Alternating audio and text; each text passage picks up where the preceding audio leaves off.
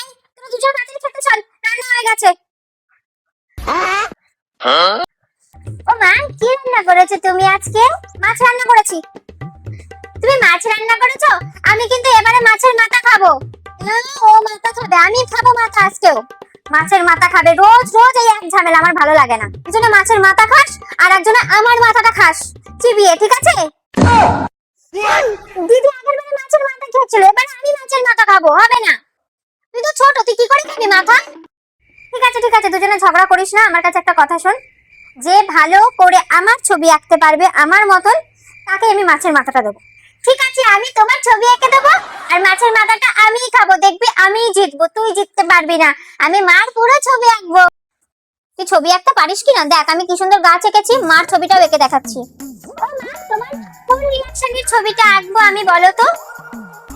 আমাকে তোরা সবসময় যেরকম দেখিস সেই ছবিটাই আঁক। মার কোন রূপটা দেখি সবসময়, কোন রূপটা দেখি? হ্যাঁ, এইটা কি?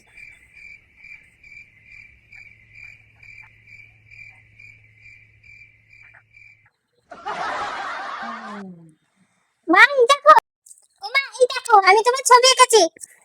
এই দেখো, তোমার ছবি এঁকেছি আমি। পুরো পেতনির মতন দেখতে রে। আমি কি পেতনির মতন দেখতে?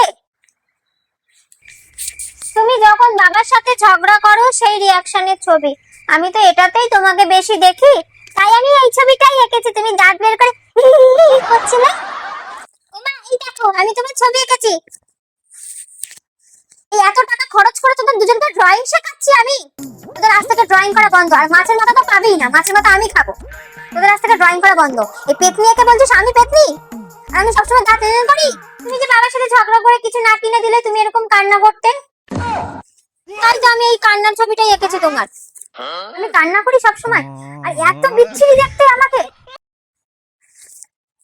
তোদের সবকিছু খাওয়াই বন্ধ, তোদের তোদের খাওয়াই বন্ধ। কে মাছের মাথাটা মা খেয়ে নেবে। আজ আমার আর মাথা খাওয়া হলো না। নে